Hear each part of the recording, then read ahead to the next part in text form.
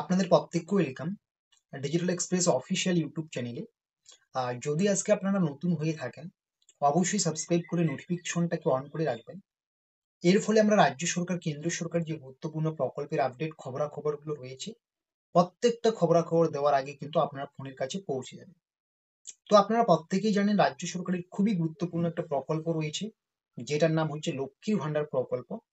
এই প্রকল্পের মাধ্যমে প্রত্যেকটা মহিলাকে মাসে কিন্তু 1,000 টাকা এবং 1,200 টাকা করে দেওয়া হয়। যে সমস্ত মহিলারা সাধারণ রয়েছেন তাদের ক্ষেত্রে আপনাদের 1,000 টাকা করে দেওয়া হয়। যারা আপনারা এসসি, এসটি, ওবিসি রয়েছেন, আপনাদের কিন্তু 1,200 করে টাকা দেওয়া হয়।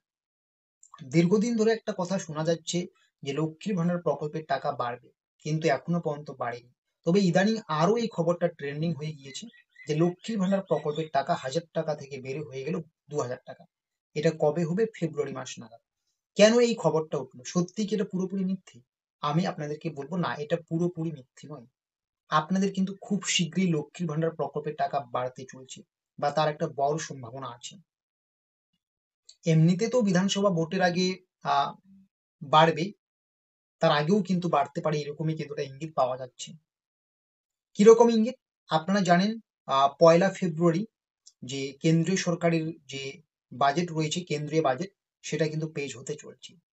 সেই কেন্দ্রীয় বাজেটে কিন্তু কেন্দ্রীয় সরকারের যে গুরুত্বপূর্ণ প্রকল্পগুলো রয়েছে, সেই প্রকল্পগুলোর টাকা বেড়ে যাওয়ার সম্ভাবনা আছে। যেমন কৃষক বন্ধু বলুন বা অন্যান্য প্রকল্প বলুন। ঠিক তেমনই কেন্দ্রীয় বাজেটের পাশাপাশি কিন্তু আমাদের রাজ্য বাজেটও পেশ হবে। আমাদের রাজ্য বাজেট কবে পেশ হবে?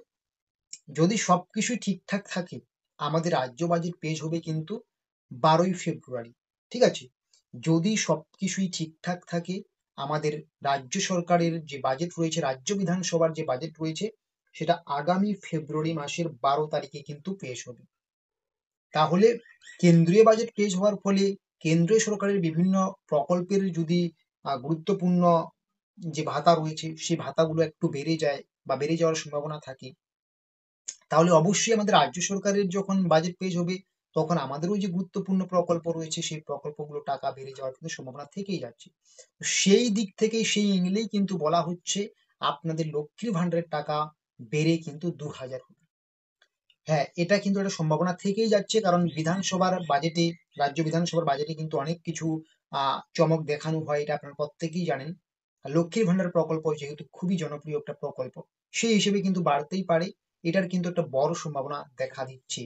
তবে এটা পুরোপুরি কিন্তু ক্লিয়ার বুঝতে পারবো আমরা যখন আমরা রাজ্য বিধানসভার বাজেট দেখব। রাজ্য বিধানসভার বাজেটে কি কি সিদ্ধান্ত নেওয়া হচ্ছে না হচ্ছে এই প্রকল্পগুলোকে নিয়ে। ঠিক আছে?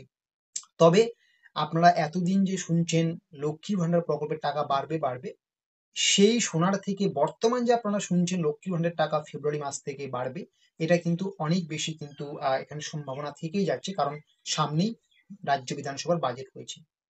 এটাই সব থেকে বড় আপডেট। আপনাদের কিন্তু যে কোনো মুহূর্তে কিন্তু লক্ষ্মীর ভান্ডারের কিন্তু একটা বড় সুসংবাদ আসতে পারে।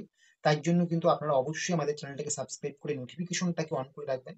এছাড়াও শুধু লক্ষ্মীর ভান্ডার নয়, আমরা কিন্তু রাজ্য সরকার যে অন্যান্য গুরুত্বপূর্ণ প্রকল্পগুলো রয়েছে, সেই প্রকল্পের আপডেট সবার আগে এই ডিজিটাল এক্সপ্রেস অফিসিয়াল ইউটিউবে দিয়ে থাকি। তাই অবশ্যই সাবস্ক্রাইব করবেন।